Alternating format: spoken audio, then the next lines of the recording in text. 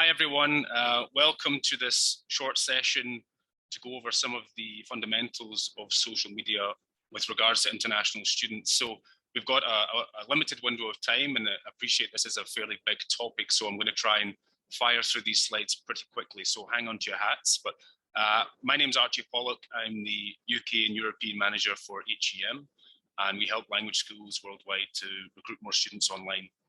And social media is one of the aspects of work that we do. It involves, as you'll probably know if you're involved in this area, a lot of hard work and research, as well as planning and consistency. And really the reason I want to discuss organic social media today is I hear often that posting on social media doesn't really seem to bring results, aka direct bookings. So I want to explore that point and highlight really what the role of social media is at the moment in terms of buying language courses. So today's session, I want to go over a few key areas, and I've broken that down here. As you can see, what's the purpose of social media, defining your international personas, creating social media content for an international audience, also different types of content to encourage interaction, and then measuring the success, because for all that hard work, there has to be some kind of outcome or some kind of ROI. And the aim of this session is also to highlight that to some degree as well. So we'll jump right in. What's the purpose of social media? Well, as you can see in the slide, there's a few elements to this, but essentially what you're looking to do through your organic social media presence is to build your school's brand, provide communities to engage people and have them engage with you, promote your content from your website on your social channels, which in turn will improve your SEO visibility and ultimately encourage people to consider making a purchase from you, whether that's an online course, an offline course, or some kind of hybrid. Because at the moment, about 60% of paying students will have engaged with you in your organic posts at some point in their buying journey, from initial inquiry through to actual purchase. So with that in mind, social media isn't really something that you do to generate leads. That's more of a kind of social advertising, so paying Facebook, Instagram, TikTok, and so on to promote your services. This is more about generating, through organic social posting, a sense of community and nurturing people. It's about connecting with them when they've already come across your website, highlighting to them the key benefits of taking a course with you, and really building that relationship. So, as I said, we're going through fairly quick fire, so let's go into defining international personas. So there's a few ways of understanding our international personas, and what we're trying to do is, first of all, understand where the visitors have come from and from which social channel. So looking at this slide, I've taken a few screen grabs from Google Analytics. And as you can see in the left-hand side, I've gone to acquisition, all traffic and channels. And that's given me this view in the middle of the screen where I can see the different social channel, the different website channels that I have. So you might be familiar with these terms: organic search, paid search, referral, and you can see social there as well. So for this example, the social traffic is fairly small. It's about 2%, as you can see, across this time period. But what we can do is, if we click on the word social there, we go down for a breakdown per social platform. And that's actually really interesting. You can see which platform has sent which traffic to your website. And this is not, bear in mind, this is not people who have been to your Facebook page, for example. This is people who have come from your Facebook page, maybe through a link of some kind, back to the website. And you can see I've highlighted the secondary dimension box in the top there. That's a really interesting tool that many people aren't familiar with. But if you go to secondary dimension, and then you can select country, you can search for the word country and break it down further, you can see that you have it by platform and by country. So for this school example, you can see Facebook United States is the top social by country, followed by Ireland. And then you can see it breaks down into smaller platforms and smaller country levels as well. So that gives you an insight of where your traffic's coming from and where your visitors are. And you can do the same for language. So no real surprises, okay? English US, English UK. And then interestingly for this school, about 5% of their traffic is using a browser language of Italian. And let's not forget, there are internationals who will be using their browser in English, even if it's not their first language, but it does give you an insight to whether or not you should be considering using multilingual content as well. So just a couple of little extra bits there. And with this knowledge, we start to build on a bit more about who we're targeting. So we can ask questions to ourselves, like which programs are people normally interested in? Do certain countries send certain student types at certain times of the year? What problems do people usually have in coming to us? What are they often excited about? How do they normally come across our website? And as we answer these questions, we can start to build an accurate idea of who we're actually trying to target. And on top of that data and on top of that thought process, you can add in some elements or more qualitative elements from your admissions team and your recruitment team, as well as existing students and alumni as well, just to give a bit of extra flavor to the mix. And from that, you start to build a profile. So basic information, rough age, male or female, rough demographics in terms of region, what course they might be interested in. And this is just an example, of course. But from that background, we want to build on motivation. So what is this person looking to achieve? What goal are they trying to achieve by coming to your school? What's motivating them? And in this example, you can see that the individual is fundamentally trying to improve their English to get into an American university. So they might be interested before that in taking a summer course somewhere, maybe Ireland or the UK or somewhere else, to build up their cultural experiences or to build up their international network. And we can take it a step further from there. From motivations, we can also bring in concerns.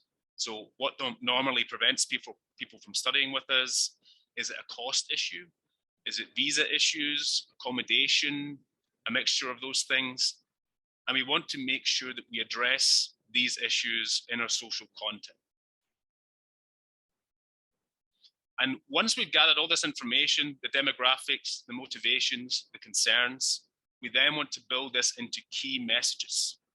It's kind of the final piece of the persona puzzle, I suppose, but how do we explain what we offer is the right fit for the potential student? What kind of information can we provide? What style of content would allow us to project that message to also increase engagement and I suppose also to assuage any concerns that the student might have. And we ultimately want to put this into the key messages which will appear in our social content. So you can see here, we mentioned the links to US colleges for that particular example. I've highlighted here that key message is then transferred into the social content itself with a link back to the website to the relevant page. So you're trying to guide the student, assuage their concerns, and make it as easy as possible for them to interact with you in a relevant way. So in terms of creating content for an international audience, there's a couple of things to consider. Choosing the right platform. Where are your target personas most likely to be? And should you be using multilingual content is a question that we often face. And there's many social platforms out there, as we all know. Every prospective student will use a different combination of them.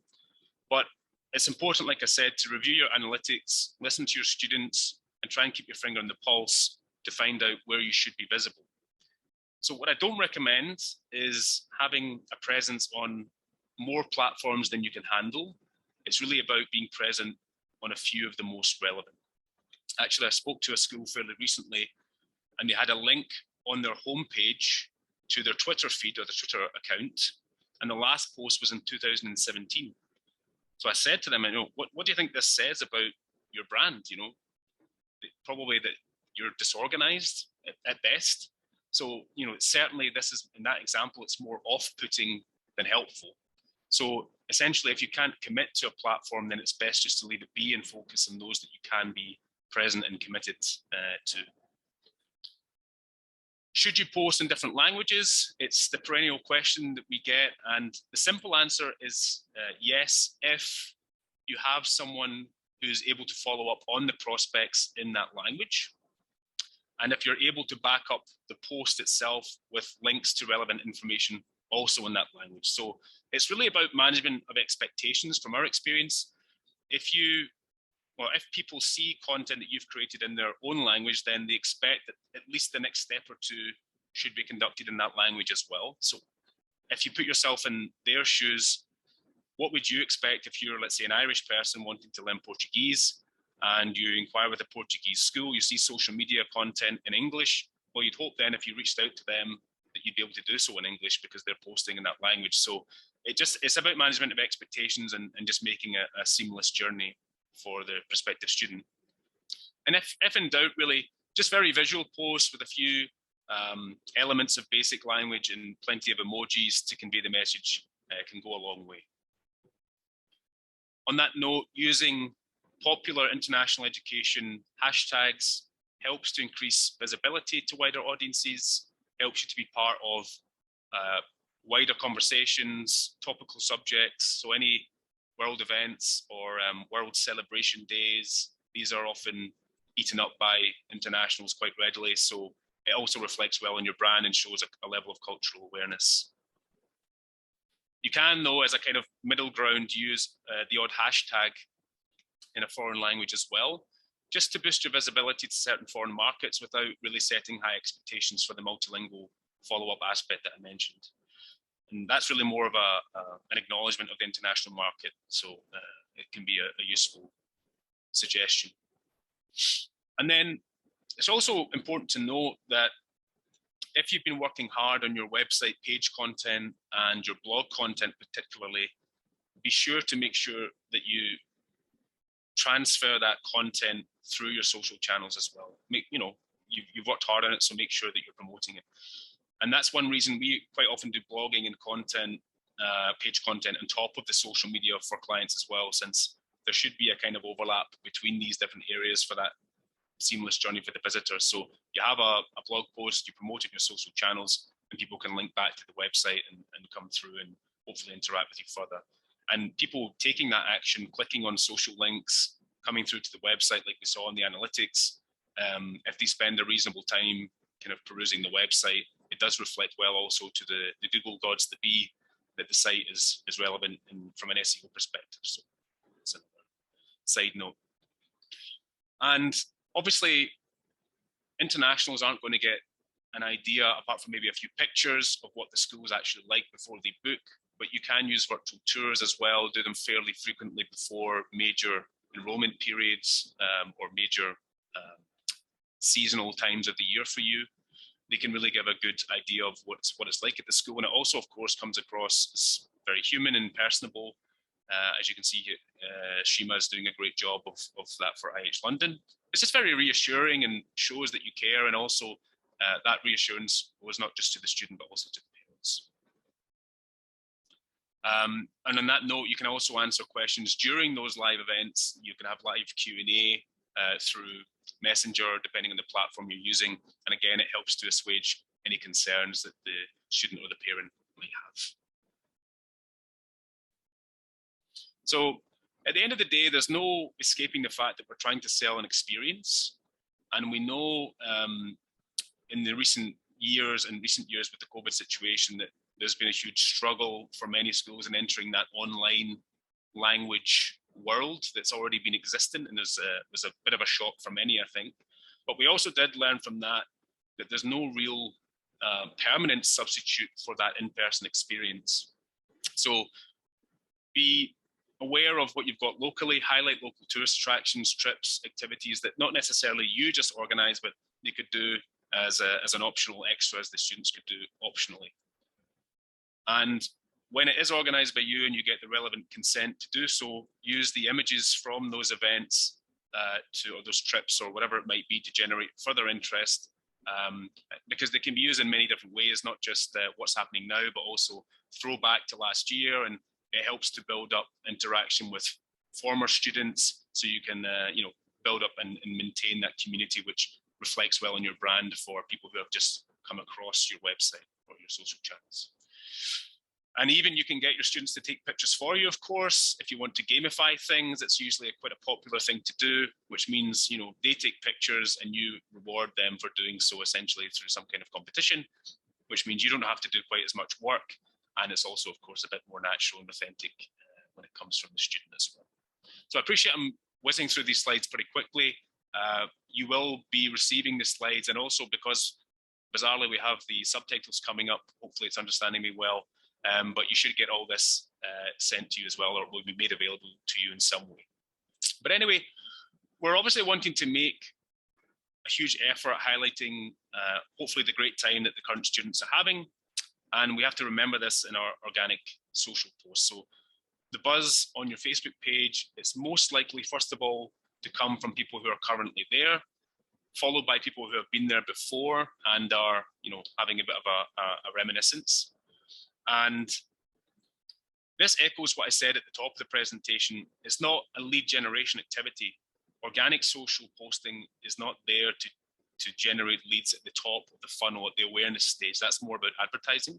It's more about lead nurturing, establishing trust, building a sense of community. And that's what we want to do through our social posting, is make people feel like they're part of something, that it's fun, that it's exciting, that it's real, and it's something that they can do too if they decide to come to your school. So be sure to take care of the students, the current students, help them with local information, tell them what's going on. You've probably got a staff member or two who's got the finger on the pulse of what's going on in the area, because Google and other search engines aren't always the best for finding things to do in the local area. Quite often it will go to Time Out or one of these large kind of fairly ubiquitous organizations that's not so specific to the city or the town that you're in. So, you know, rely on your staff to have their finger in the pulse and point out to students some of the more specific things that they could be doing in the area. That's more of a local knowledge thing. Student testimonials, these can be really useful, particularly for those that are at the, say, consideration phase of the buying journey, just needing that final encouragement and that promise, in a sense, that this is the right decision for them.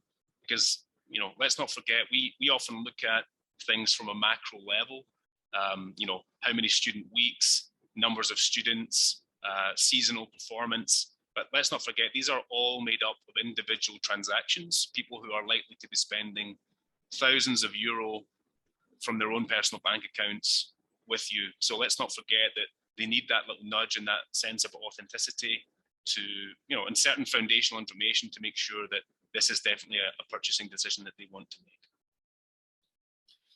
So for all that, that effort that goes into the nurturing, you'll also want to provide the opportunity sprinkled into a few posts to help people pull the trigger, linking back to the relevant pages on the website, and now and again just having a little nudge with a few upcoming enrollment periods or start dates or deadlines or whatever you want to call them, just to, you know, encourage people into actions. And after the fact, when people have studied with you, always encourage them to leave a review. In most cases, it's likely to be a positive review, but if it is a negative review, interacting with them and graciously reacting to that review, whether it's positive or negative, again, reflects well on the personable nature of the school, and that reflects well on the brand and to other people who read the reviews, because you're never going to please everyone. There's always going to be someone with a bee in their bonnet about something, and sometimes, oftentimes, it's the people who are most riled or most passionate about something that's troubled them who are likely to give these negative reviews, and how you handle that is very important, how it reflects across to the next wave of students coming in. I appreciate we're just coming up to the last part. We're just about running out of time, so I'll try not to keep it too long, but I think this is important. In terms of understanding the impact, we want to understand what kind of effect we're having from all of these different efforts, and there's a few ways of breaking that down. So going back to the analytics, as we talked about, we can understand where the traffic's coming from, but if we take it a step further and we look at the goals that are being recorded on the website, this is something that needs to be set up. Let me know if that's something you need help with. But usually these goals can be defined as form submissions, brochure downloads, price list downloads, purchases, enrollments, these kinds of things. There are many others to choose from. But this enables you to understand not just how many people came to our website from Facebook, for example, and completed a goal, but next to the highlighted column, you can see what percentage. So in this example, there were 346 visitors coming from Facebook that, over a certain amount of time. And of that 346 people, 21 people completed a goal, maybe downloaded something or submitted a form, which represents 5%. So a 5% yield on traffic coming from Facebook is fairly strong. It's comparable to organic traffic. So it can be a strong indicator of relevant traffic. You can use your social media insights as well, both at the macro and micro level. So in this example on screen, you can get a feel for, on the left-hand side with the macro, a feel for the trends and the level of engagement with recent efforts. And this is where you think more strategically at this point. Have we been posting frequently? What kind of posts have we been developing? And it's sensible to think at this strategic level before you drill down into individual posts, because people often get bogged down by single post successes or failures. But do remember, this social media content is a long-term strategy. It's not something that's done overnight. So think about it strategically and at a macro level as well. Timing can be important. When you post, getting engagement at certain days of the week and certain times of the day, all of that data should be there and available for you. But I will point out that this is becoming less relevant as time goes on. Algorithms are getting better at sharing relevant content with people no matter what time they're online. So it's becoming less important, but it is worth noting. And I didn't want to go into paid social activities today, but just to quickly mention, it can make sense to boost an organic post from time to time. I wouldn't make it a core expenditure of your digital marketing budget. It can be an element of it, but I wouldn't surround your digital marketing strategy and expenses with boosting, but it can be worthwhile, particularly when there's an event or an announcement that you want to promote. And it's generally more effective to boost a post that's already garnered a level of attention already organically. So I've highlighted the two examples here, rather than trying to build awareness of a struggling post or a post that's not really kicked off very well. So just a little tip there. So just to finalize, a few summary points. Align your social media with your target personas. Keep in mind it's a long-term play. Look at your analytics and other data points that you have to define who it is you're looking to attract. Think about where these people are, what platform, what language. Should you be targeting foreign language or just keeping to what you're strong on? Use different types of content, different visuals, encourage people to interact with you. And ultimately, you want to understand whether timing makes a difference, measure the results for continuous improvement and understanding of the ROI and for further planning in the future. So that's me. Just a little bit over time, apologies for that, but a lot of information in a short time. If there's any questions, happy to field some now, or alternatively, you can reach out to me. I'm always easy to reach. So thanks very much, everyone.